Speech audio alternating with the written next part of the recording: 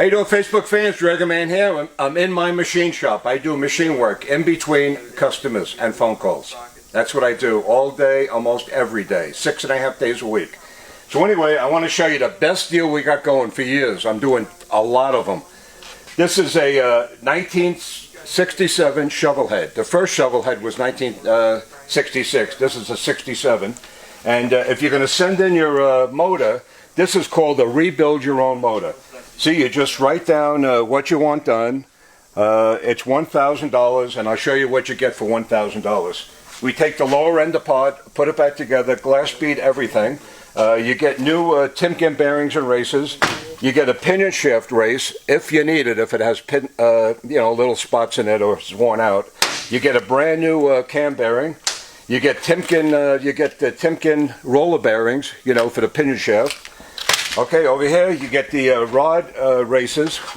We take the old races out, put new ones in, and the connecting rods. We also replace the wrist pin bushings, see, with brand new ones.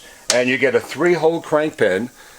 Stock from Holly is only a 1-hole. You have 3 sets of bearings, so you should have 3 sets of holes there to oil them. Okay, you get 54 Torrington roller bearings. See that? And we go through the oil pump, we check the clearance, with the cam, we balance the flywheels. There's a lot of extra stuff you could do, which I'll tell you in a minute. Okay, the heads, see, we take the heads apart, we glass bead everything, all the paint off, it comes out perfect. We give you stainless steel nitrated valves, Amco guides for the unleaded gas. These are the best valve guides you could get with Teflon seals. Okay, if you want, we put in new exhaust seats and nickel seats for the intake. These are 80% nickel. You can't even cut nickel with a torch. That's how hard they are. They'll be lifetime seats. Okay, we take cast pistons 8.5 to 1, for the shovel heads and pan heads, and we bore them out the next size over. Okay, it'll be 10 thousandths over whatever size that's already. You get 3-piece oil rings. See, cast. I use cast rings so they seat right away. And you get a whole complete top end gasket set. So this is really shipped in 2 boxes. You take the lower end, put it in a plastic milk crate. See, a plastic milk crate like this. You put the whole lower end in a plastic milk crate. You put rags in the flywheel so it won't rotate. And you put cardboard around the plastic milk crate. It'll weigh about 70 pounds and it'll go UPS or FedEx. Now you take the 2 heads and the 2 barrels, you put them in 2 separate boxes, see, until you get 4 boxes. So you put each head and each barrel in a separate small box into a bigger box. This way the heads and barrels won't hit each other and they won't break the fins. See, that's the safest and best way to ship everything. Any questions, you could always give me a call. If you pay more than $1,000 for your motor, say $1,000. If you pay more than this to somebody else, it's not going to be any better. I'm using the best of everything, all the best parts. You'll just be throwing your money away. See that? I'm here to save you money. I save you guys a lot of money, I make a little money. Okay, so we do a lot of these a year. I say probably about 75 to 90 motors, rebuild your own motor deals a year. Okay, so follow me around here. I want to show you around. This is where we put the motors together. I have benches where we take them apart. I have all the bearings, bushes, gaskets, everything we need, all the seals, roller cages. Over here we got presses. We press out the flywheels, the bearings, put new ones in. Okay, if you come right around here, this machine here cuts out the brass seats and the pan heads. These are digital readout. It actually shows how deep the cutter is going. It has to go 320 thousandths deep for a new seat to put in, and we leave a 1.5 to 2 thousandths interference press fit. Okay, you come down here.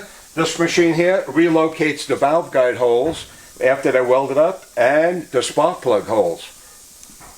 Okay, over here, this is my main miller machine. This has 100 memories. See that? And all the case repair stuff goes on this type of machine, and I relocate all the holes back to stock. I have all the Harley-Davidson blueprints. Okay, over here, this is an angle, 90-degree angle plate, which we bolt the cases on. We can fly cut the deck. We bore them out for big bore, 3 5/8. Okay, this machine here, we actually cut out the steel seats. I could cut out the steel seats on here, or I could do it on my Headmaster machine. Either way. And this here will relocate the valve guide holes too. Okay, my big lathe here, We use this mostly for balancing and shaving flywheels. Also, I cut down cylinders. If I cut a cylinder or a head down, every 50 thousandths of an inch equals another 1.5 to 1 compression. So you could actually use 8.5 to 1 compression stock pistons, and if I cut 50 thousandths of an inch off the cylinder, you're going to have 9.5 to 1. That's a cheap way to get more compression without buying the expensive forged pistons. Okay, over here, this is my Headmaster machine. This puts seats in all the heads that we do, and it actually floats on air. Here, watch this. Here, I'm stepping on the pedal. Yeah, look at that. See, it floats right on the rails there, and it'll center itself, see, right over the valve guide hole, see, with a 3/8 pilot, see, and then we just put the cutters on there, and it'll cut down 320 thousandths, and then I could press the new seat in. It'll have a 1.5 to 2 thousandths interference press fit. Okay, over here in this section, I do all welding. I could weld every kind of metal. I have 4 welding machines: MIG, TIG, arc, brass, you name it. I could weld it. We do all that here. Okay, let me show you my compressors here. We have 4 real big compressors. Here, check this one out. Dual engine compressor. Pretty cool. See, one motor's going to start, and now I start the other motor.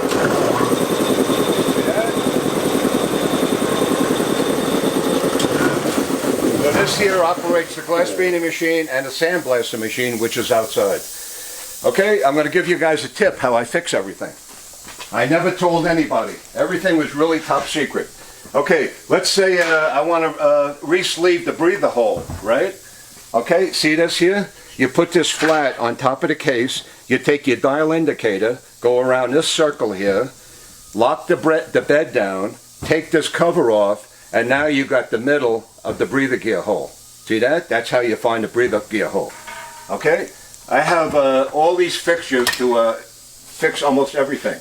Okay, let's say I welded up the cam hole. I want to find a cam hole, or the idler gear or circuit breaker hole. Here, look at the cam cover. See that? You put this on the block, lay it flat on the milling machine, get the dial indicator, you locate off of the cam hole, take this off, and now straight down you could relocate a brand new cam hole. The same thing with the idler gear and circuit breaker gear, and a pan head and a shovel head. Okay, let's say I have to weld up holes in a sports stick, the cam holes, right? Okay, I take this fixture here. Hey, look at that. Here, now I could find all the holes. See, after I take this off the block and take the dial indicator off, put the right end mill there, go straight down, and you got a brand new cam hole. See that? This is stuff that other shops don't do. See, I'm like the dinosaur. In fact, as the years go by, there's less and less and less machine shops doing motorcycle work. Okay, you come over here. Yeah, come around the turn here. I got just a few more things I want to show you. This is my motor stand. I run all the motors before I send them out, but it's a lot cheaper if you do to rebuild your own motor. Over here I hone out like the rockers. I rebuild the rockers, you know, on like knuckleheads and shovel heads. Over here, this is my rod reconditioning machine, CDs. This hones out the bushings and the races, and this shows me how much I'm taking out as I you know, hone it out. See, it's a honing machine. I got 7 honing machines. All 7 honing machines adapt to 160 mandrels. I have every mandrel from 1/4 of an inch, 250 thousandths, all the way up to 5.5 inches. Okay, here's something nobody else does that I know of. Okay, the main race. See where the Timken bearing is, where the sprocket shaft comes out? The metal seems to turn in the aluminum because it's sand casted. That race is made when the motor case is made. The only way to fix it is to cut out the old one and put in another one. And I do that. I don't know anybody in the country that does that. Okay, come down here. This is my honing machine. This could hone out a cylinder 10 thousandths of an inch within 3 minutes. It goes back and forth by itself. See that? Over here's my valve grinder machine. Over here I have the stones cut 30, 45, 60 degrees. It's all air operated. See, I just push this down like that. This goes like that. See, it fits on all these attachments, and I could do a 3-angle valve job in probably less than 15 minutes. Okay, over here we crisscross the cylinders. This machine hones out the the 3/8 valve guides, you know, for the knuckleheads and the shovel heads and the pan heads. And this one here, 3/16, that hones out the Sportster valve guides. This way I don't have to keep changing everything around, and I could do everything faster. I could do a whole rebuild your own motor. I do the lower end in 3 hours. I do the heads in 45 minutes. I bore out 2 cylinders in 15 minutes. Add that up, 15, 45, and 3. That's 4 hours. In 4 hours, you get your whole motor job. Nothing stays in my shop more than 5 days. Okay, over here, this is my boring bar. I really use it to re-sleeve cylinders, countersink heads for the big bore cylinders, bore out cases. I have a parts room in there. I try to keep in stock, you know, the pistons, the valves, the guides. Here we got almost every piston over here. We got the valves, the guides. We got aluminum races, Timken bearings, pinion shaft bearings, all the rings. And I try to keep everything in stock so we don't have to make phone calls and wait 3 days to get everything. Okay, over here, look at all the punches I made. I made a punch for every Harley-Davidson bearing and bushing. Okay, the Timken bearing in a Sportster, here, right here. Let's say you want to take this out and put a new one in. Okay, here's the punch. See that? You put it right down here on the wood, the case, and heat up the case a little bit. We just hit it out with a heavy hammer, and it comes out, and you can put the new one in. This is a punch for every Harley-Davidson bearing and bushing. Okay, check this out. Okay, I made all these here too. Here, look at this. This has a Harley-Davidson valve spring. See that? And these, all my tools are heat treated, so it'll last like forever. Here, you take this socket right here, you put it on the race, step on the pedal, there it goes down.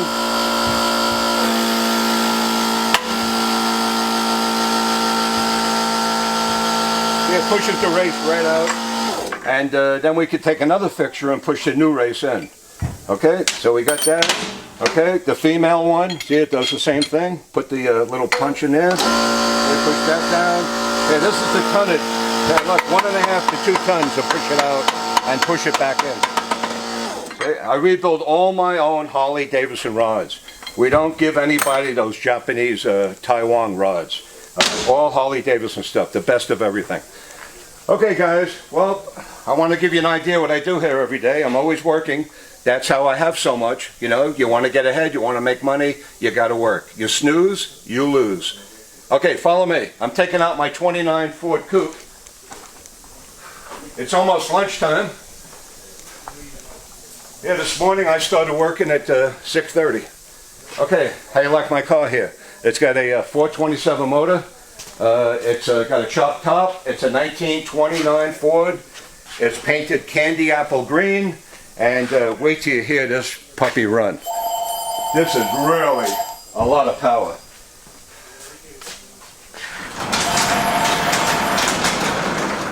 This whole body is mounted on a 32 Ford chassis.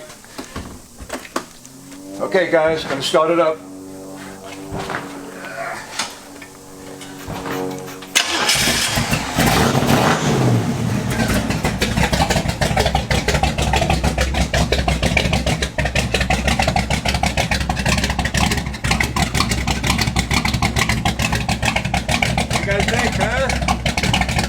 A lot of horsepower there.